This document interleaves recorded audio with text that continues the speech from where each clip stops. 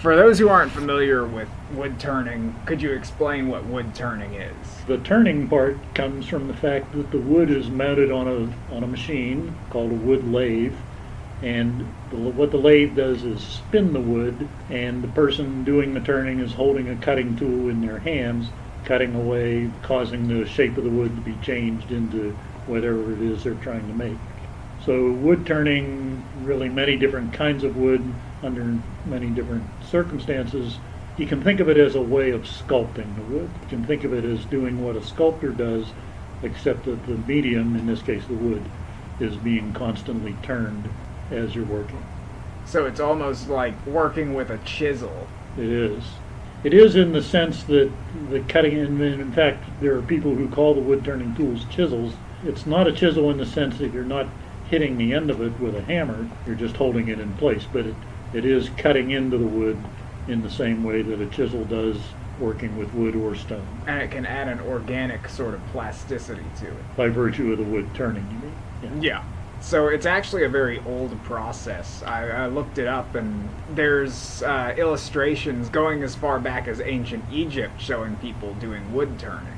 Yeah, long before they had motors, there were what were called spring pole lathes, where the energy came from a bent sapling tree tied to the ground, so that energy was stored in the bent tree, and then a mechanism hooked up to it to transfer that energy to the machine to spin the wood. And there were also treadle lathes driven with a foot pedal, much in the same way that old sewing machines used to work. Actually not sure which of those came first, but it goes way back. Know if it goes back farther than pottery or not. It goes back quite a ways. And if you were an apprentice, you would be the one stuck at the foot pedal. Frequently there were lathes driven by a huge flywheel, and somebody had to turn that, and the energy is stored in the flywheel. Somebody had to turn the flywheel, and that was the apprentice's job. One of the interesting things about your work is that you use a lot of different patterns and a lot of different types of wood to make those patterns. How do you manage to incorporate all of these different woods into one unified whole? What you're talking about is what's called segmented wood turning, so that whatever it is, a bowl or a vase, is made from many segments of wood, and some, maybe perhaps hundreds of segments of wood, all glued together pretty precisely. So if you're going to take that approach, the door is pretty much wide open to use different species of wood, different color, different grain. You can orient the grain, position pretty much any way you want. It's all got to be glued together, and there are some woods that don't glue together as well as others, so you generally try to avoid those. It starts with a picture in my head of what I want the final piece to look like, and I turn that into a sketch. What comes next is to turn the sketch into a fairly precise drawing, an engineering drawing of what a cross-section of the piece looks like. And from that, through a couple of more steps, I get to the point where I can cut out those segments of wood on a bandsaw, glue them together, and mount it on the lathe and turn it as if it were one piece of wood, even though it's actually made of dozens, perhaps hundreds. And do you keep these drawings? Oh yeah. In terms of materials, do you prefer working with hardwood or with softwood? Do you work with wood when it's wet, or do you always wait for it to dry? Well, for segmented work, I would always wait for it to dry, because you can't glue it together while it's still wet. Because it'll expand and the glue will get in there and start messing things up. And the glue won't stick in the first place to a wet surface. Yeah. When you clean, you could clamp them together really tight and wait 24 hours and take the clamp off, and it would just fall apart. So it's got to be dried wood for segmented work. As to which kind of wood, harder is better. Soft woods like poplar I don't like so much, not because they don't glue together, not because they have any limitation as far as making segments out of them. I just don't like the appearance of the softer woods. They don't cut as cleanly. It's harder to get a nice, smooth, hard finish on them the way I like. They're more pulpy. They're pulpy. They can be downright pulpy. They don't take, I use an oil finish, and they don't seem to take the finish as well. I don't like the appearance of the surface as well as a good hardwood like maple. So as long as the wood is fairly hard, whether it's domestic wood or imported wood, the hardness is the main consideration. And if it's a segmented piece, then if I'm using 2 or 3 or more different kinds of wood, then I want them to be things that contrast with each other and look nice together. I think the last time you said that your favorite species to work with was cherry wood. I stopped short of saying that I have a favorite, but for domestic woods, I like cherry a lot. I like the smell of it as it's being cut. Every wood has its own characteristic odor as it's being cut. And cherry in particular, I like the smell of. It's a nice wood to cut, to turn. It cuts cleanly, doesn't expand and contract a whole lot as the piece is being assembled. But it's just one of several. Cherry, maple, especially hard maple. There are things that happen in some woods, like maple, fungus that sometimes gets into the wood and produces a discoloration called spalting that looks really nice. I like to use spalted maple anytime I can get it. For some reason, that doesn't seem to happen in cherry. I like cherry, but I wouldn't quite say I don't really have a favorite. So does the fungus that triggers spalting, does that damage the wood at all? It can. The trick is to get it when it's happened, but it hasn't been in there too long. You mentioned that experimentation on your website is important to the process you go through. What kind of experiments do you do with wood turning? How do you think you can experiment with wood turning? Well, the best way, and I think the most creative I've ever been with the lathe, have been the times that I just took a chunk of wood and really without even thinking much about how it was positioned or anything like that, put it on the lathe and just started cutting with no preconceived ideas about what it was going to be, whether it was going to be a bowl or a vase or a totally non-functioning object, just a piece of sculpture. I'm not saying that always produces something worthwhile, but that's the times that I've felt the most creative. Taking that approach sort of starts a creative process that keeps going even after I've stopped the lathe, and I think about something else that I might do to the wood, some decorative process or technique. I'm more likely to think of new things to try if that's been my approach with that piece, that I don't really have any preconceived notions about what it's going to be. So do you think that sense of freedom with the lathe, of being able to just put something on there and decide as you go what happens, is what separates it from normal methods of furniture making or making wooden objects? Because if you were making something with a table saw or with hammers and nails, you can't just hammer something together and then saw it in half and keep going and deciding. I mean, you could, but it would probably not turn out that well. You could, but I don't know that I've ever seen anything like that. Yeah. Anybody who's ever done that probably wound up throwing it in the fireplace. The distinction between what I just described, of putting a piece of wood on the lathe and just having at it with no idea about what it's going to be, the distinction between that and starting out knowing that you're going to make a bowl, to me that's the difference between a crafted piece and sculpture. I've never really done stone sculpture or metal sculpture, but I have the impression that for the most part sculptors start out with a piece of whatever medium it is they work in and just start carving and chiseling away to see where it goes. I guess that's not entirely true. Somebody that wants to, a sculptor who wants to make a bust of Beethoven or something, and they start out with that in mind, but an awful lot of sculpture that I like, I think, was made in the same way. The person started out with a chunk of stone or a chunk of wood or whatever it was, with really no vision of what that was going to become. The vision came as he or she worked on the piece. I think we'll get into the whole craft versus art thing in a little bit, because that's a big question. But in terms of the patterns you use, some of them look very modernist, some of them feel very contemporary. Others seem to be based off of Native American mosaics or designs. I think most woodturners that make segmented pieces, when they start or very quickly in the learning curve, they're influenced by Native American designs. We have a tendency to get our ideas from looking at pottery. If you look at pottery, especially if you're looking for something that's got visual impact, not just one plain color, a piece of pottery that has something going on, if that's what you're looking for, it won't be long before you're looking at Native American pottery, just because that's what they did.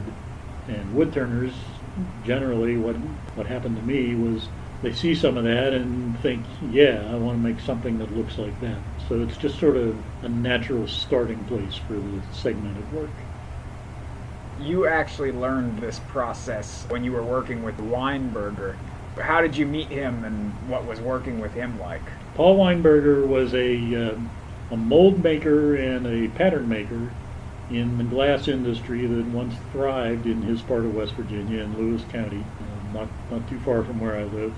At one point, something like 40% of the hand-blown domestic glass in this country came out of Lewis County, West Virginia. There were 12 glass companies just in Lewis County alone at one point. So Paul was a mold maker in the real old days. His father was before him, and in his father's day, they would make a mold out of wood. They would turn the mold for a bowl or a jar on the lathe out of wood and use that, blow glass into it, and the molten glass burned up the wood, but by the time it was destroyed, they had made 30 or 40 glasses, so that was fine. Eventually, they got to the point where they could make metal molds, but that required wooden patterns to make the mold from, and they did that. They made the molds and the patterns from wood using a process that's pretty much the same as what I use to make the segmented pieces today.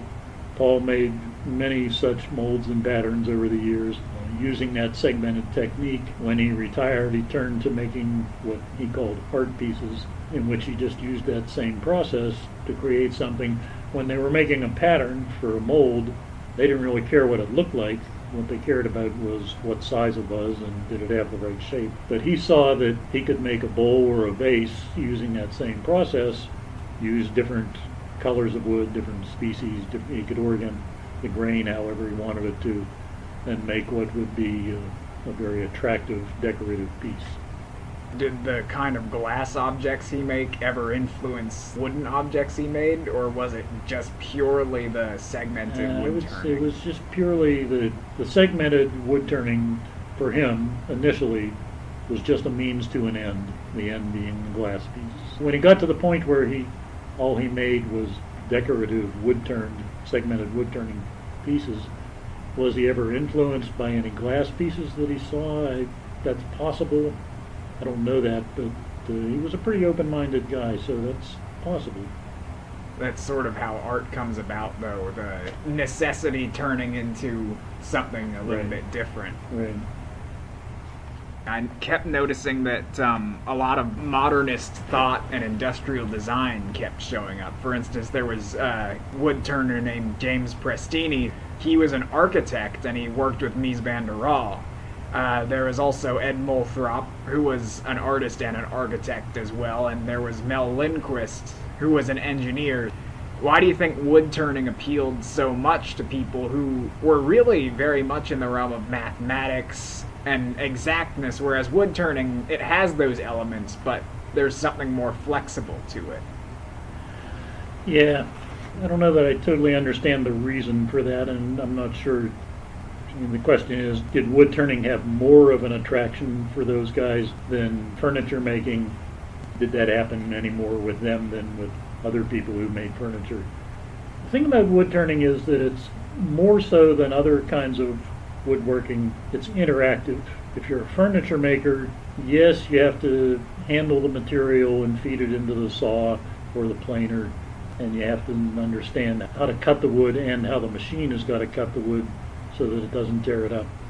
But basically it's the machine doing the work and you giving the machine what it needs to do that. Wood turning is kind of the opposite.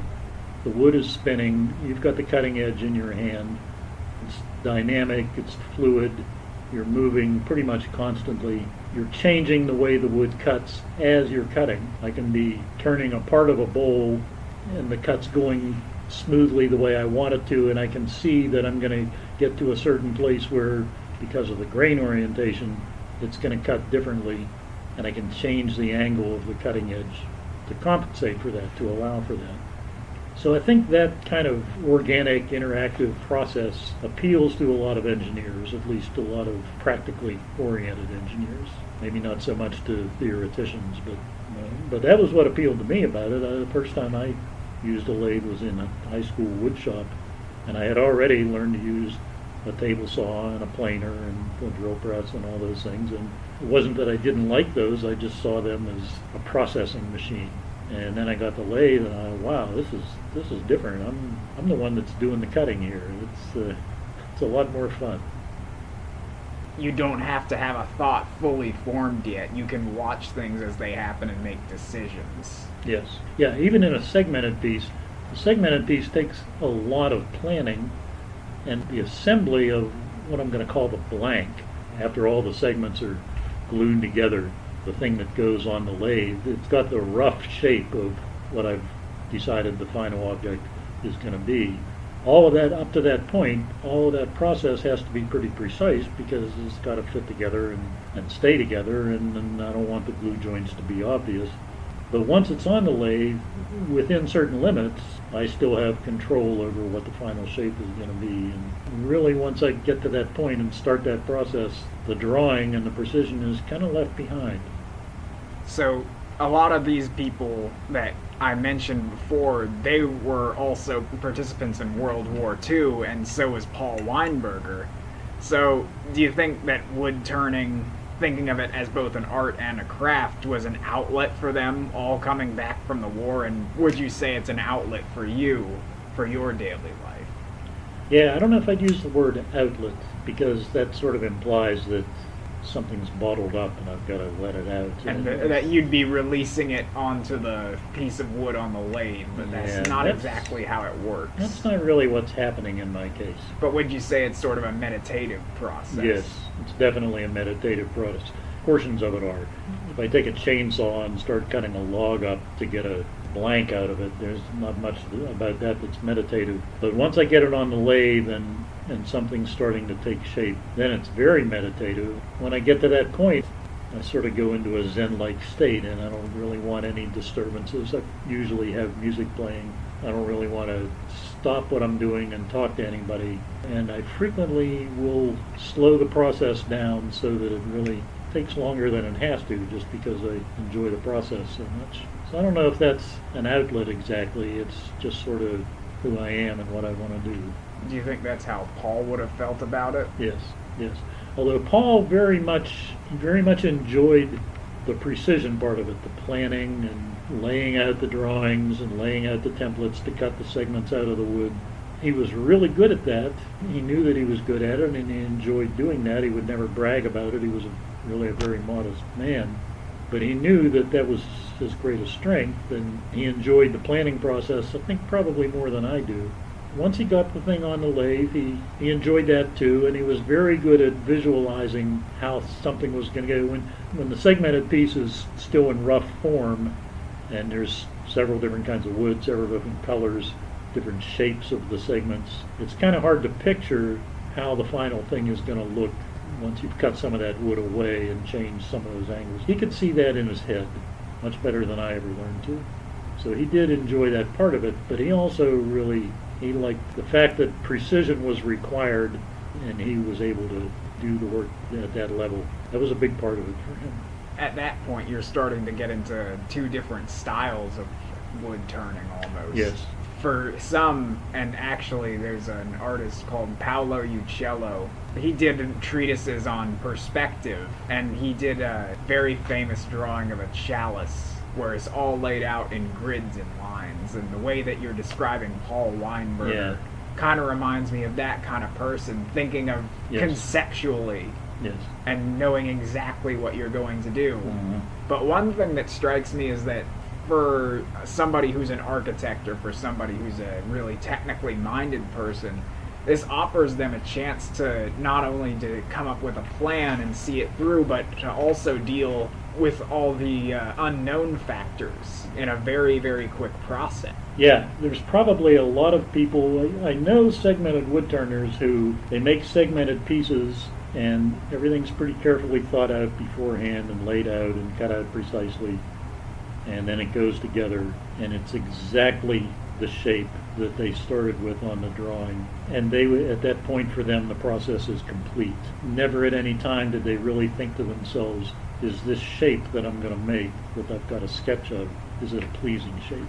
Is it going to look right? Is it going to be the piece that everybody at the craft show is going to pick up and want to look at more than once? And there are others who go through all those same steps and get the same rough segmented form on the lathe and then start thinking about whether or not the shape is going to be one that's pleasing to the eye. So you've met people, a lot of people through wood turning, as you just mentioned. So what kind of people do you generally find that you meet? What is the wood turning community like? Well, the demographic is, to a very large extent, it's basically people like me. It's men who have retired. I guess probably most of them have retired from technical careers. They were engineers or scientists. I was a scientist before this. But there's quite a few. I've met quite a few that worked in other fields. They were finance guys or lawyers, I guess, sometimes. As far as the typical age, the typical background, the demographic, it's mostly men in middle age, middle to later ages. There are more women all the time in wood turning, which is a good thing. Generally speaking, I would say the percentage of women wood turners that I think are really creative, really doing some unusual and really striking things, the percentage of that in the women's wood turning part of the community is much higher than in the men's. I mean, there are men wood turners also who are very creative, but I think there's more percentage of women are in that category. The main thing about the wood turning community is I've found it to be very, very open. Everybody's willing to share their licks. I don't think I've ever met anybody who had some technique or trick or something that they had made that I felt they didn't want to tell me what it was if I asked. Just generally a very open and helpful and welcoming bunch of people. So do you think the perception of wood turning has changed much among the general populace, or has the perception of wood turning changed in the kind of people who are doing wood turning? Well, there's certainly in the general populace, I don't know, it's kind of hard to tell. Because you don't generally hear people on the street talking about wood turning. It hardly ever comes up at a cocktail party. Yeah. And I still meet people who pick up a piece of my work and say, how was this made? And I say, well, it was made on a wood lathe. And they say, oh, what? Especially since we've pretty much given up on teaching industrial arts in this country. There's lots of people who have no idea what a wood lathe is, or for that matter, a metal lathe. There's been lots of times when I told somebody that I was a wood turner and got kind of a blank stare, where they asked me what that meant, and I'd say making something out of wood, turning something out of wood, and I still get a blank stare, and then I say, like a salad bowl, and then they realize there are lots of things around that are made from wood, and they just never thought about what it took to make that. But in the wood turning community, there's really a big thing happening now, that just more and more in the 20 years that I've been involved in this, more and more all the time, people being aware of wood turning as an art as opposed to being a craft. If something's just a salad bowl or a functional object made from wood, that's one thing I view that as craft. It's not any better or worse than art. It's just something different. But there are more and more wood turners all the time that have taken their work to non-functional objects, really just sculpture, frequently combined with work in some other media like metal. Lots of decorative techniques applied to the wood that really make it something totally artistic. That movement I've seen that growing just in the 20 years that I've been involved by quite a bit. It seems like every year you go to a symposium, there's more and more what I call wood art being presented.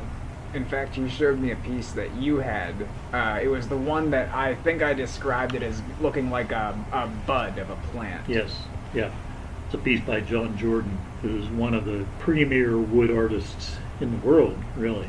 John lives in Tennessee, and he's a very down-to-earth guy. If you met him to talk to him, you wouldn't expect that he was the visionary kind of artist that he is. But everything that he makes now is in that category. It's the piece that I have. I guess some people might pick that up and say, well, this is a vase. But most people would not. Most people would say, this is beautiful, what is it? That comes from the shape and the carving that's done on it and the way he oriented the piece in the wood, so that the very top, what looks like a bunch of little petals, that is the sapwood, which is much lighter than the hardwood, and all the rest of the piece, 90% of it is the hardwood, looks quite different, and visually it's very striking. John started out like most of us, making bowls and pens and wine bottle stoppers and going to craft fairs and struggling, and he did that for a long time and eventually made the transition to making just art pieces and was more successful at that than most people have been. That brings back that question of craft and art. And one of the things you just mentioned was that the form of it didn't really imply function. Yeah, the whole question of craft versus art is an argument that has been going on for as long as I've been involved, and I'm sure will continue long after I'm gone. And I think it's a very interesting question, and it's one that I now think everybody's got to decide for themselves, and one person's definition is going to be different from another's. But I decided that for me, if I make something that is obviously either a functional object or a decorative representation of a functional object, like a bowl, maybe a segmented bowl, maybe not. If it's something that you pick up and say, this is a bowl, then that's craft. And maybe it's good craft, maybe not, maybe it's sloppy, and maybe it's craft that looks awkward, but it's still craft. If it's something that you pick up and you say, what is this thing? I really like the looks of it, or even if you don't like the looks of it, if it doesn't strike you as being something that you would use for some function, then it's art. That's my definition for myself. I would never try to impose that definition on anybody else. That definition is based on the belief that craft is not lesser or greater than art in any way. One is not better than the other. Better or worse has no place in the discussion. They're just two different things. So the artistic side of wood turning, for me, that means whether or not the piece that we're talking about is a functional piece or is a decorative representation of a functional piece. If it's not, then I call it art.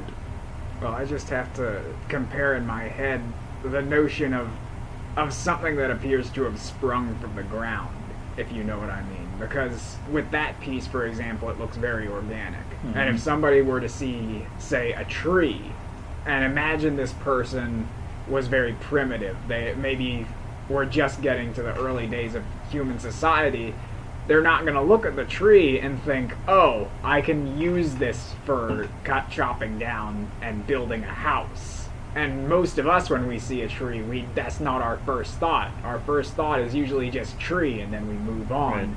There's a separation between what it is and how I can use it. Yeah, seeing beyond the surface. Whereas with a bowl, you immediately would think of putting something in it. Right.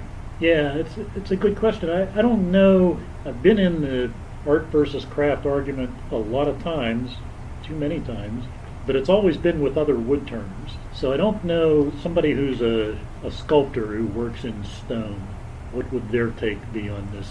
Because you can certainly sculpt a bowl out of a piece of stone. I mean, I can't, but these guys can and do. So whether they would have a different take on that question, I don't know. It's a good question. How do you think most people are learning about or learning techniques for wood turning today? And do you think the internet has changed the way people are thinking about it and communicating about it? Yeah, well, of course the internet's changed everything, and this is no exception. When I was younger, people learned about wood turning by taking high school shop class, and that's pretty much a thing of the past. So these days, the places that one can learn about wood turning are businesses that sell tools and supplies to woodworkers who have classes at their facilities, and the whole point of that is to get people in there learning how to use the tools so that they'll buy more of the tools. So that's one way. There are schools, craft schools. There are 4 very well-known craft schools in the United States and lots of lesser-known ones where you can go and take a week or even a couple of weeks of wood turning classes working with somebody like John Jordan. I go to one in Tennessee. I go to Aeromont pretty much every year. Got to spend a week with John there a couple of times. That's probably the best way. In an urban area, there would be wood turning clubs, probably more than one in a big city, and the clubs, depending on how big their membership is, can usually afford to bring famous wood turners in for a weekend, do a workshop. Whether you learn enough in those to keep on going on your own, maybe not. It kind of depends on who the person is. Those are the ways, and there's lots on the internet. There's plenty on YouTube, and there's plenty put up by the tool manufacturers and the lathe manufacturers of the different techniques. Not often. I have used what's available on the internet a couple of times in terms of learning techniques. I've used a wood turning website quite a bit for communicating with other people about specific things. But in terms of watching a video and learning a process, I've done that a couple of times. How useful that is to other people, I'm not really sure. I think that in itself would not really be enough to really make you a wood turner. You'd need to go to a class and get some one-on-one interaction with somebody to really learn to do it well. You can't just read about it. You can't have just to read about actually do the thing. Yeah. And it helps immensely to do the thing with somebody who already knows how to do it looking over your shoulder. That's correcting that's you. Invaluable. Before I move on, you did mention you were a scientist. I was a researcher in a group that was part of the Food and Drug Administration, researching the physics and engineering aspects of anything that might be implanted in the cardiovascular system, such as a heart valve. Things like that fail frequently with disastrous results for the guy using it, and everybody would like to know why, including the FDA, and to some extent they fail because of something related to the physics of the device. So I did that for 20 years. It was enough. You also play the fiddle. How does playing the fiddle and actually calling square dances, how does that differ in your mind from your wood turning work? It's just a different part of me. I played music for a long time before I learned to call square dances, and before I even learned how to square dance. And then the calling came after I'd been dancing for a few years. It's kind of hard to describe why traditional music has the appeal that it does. It's a feeling that's kind of hard to put into words. To some extent, there is a connection. I played banjo longer than fiddle, and I actually made a couple of banjos. I made a couple of banjo rims, a couple of banjo necks, and I made one banjo ukulele, in which I made the neck and the rim, and the rim had to be turned on the lathe. I made that banjo ukulele for my wife. I quickly realized that making musical instruments was an entirely different set of skills, and I didn't really want to leave one track and get on another, so I kind of left that behind. But playing music and calling a dance and being in the dance is kind of all one thing, one experience, and that's just a different part of who I am. It's all sort of connected to the folk dance tradition. Yes. Whereas wood turning, you can sort of segment that out and individualize it. Yeah, it's a separate thing. So you also do photography, and that's pretty recent for you. Yeah, that came along because after I'd been wood turning for a few years, I wanted to be able to get into juried exhibits and juried galleries. I wanted to get into the Southern Highlands Craft Guild, and I realized that required me to learn to take photos of my own work and be able to do it myself. I mean, technically I could have gotten somebody to do it for me, but it was going to be a lot easier and cheaper if I could take the photographs myself. I knew the basics of photography. I knew about exposure and what goes into making a good exposure. But I didn't have a digital camera up to that point, and so I got one and started taking pictures of my own work. And that process just cultivated an interest in photography in general. And I realized at some point photographers see things that other people miss, and I wanted to understand that process.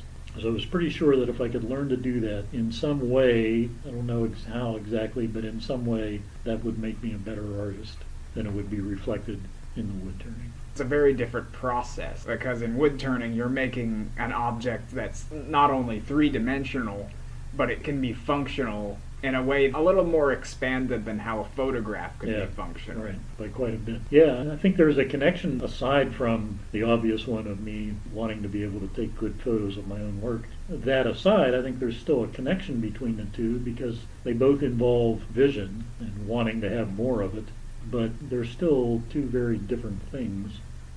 And there's also that element of tension between what's planned and what's spontaneous. Because in studio photography, or when you're photographing your work, for instance, you can plan it out, but there could be a sudden change in the light that really highlights something that you like in a piece, and that can decide what you present to a jury for an exhibition. Yeah, photographing the work, or as you mentioned, studio photography in general, takes a lot of planning. Everything's kind of spelled out or carefully set up.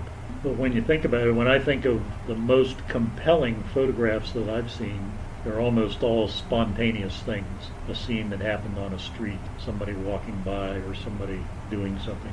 Almost always something happening spontaneously. You are from Pennsylvania. It's originally from Pittsburgh.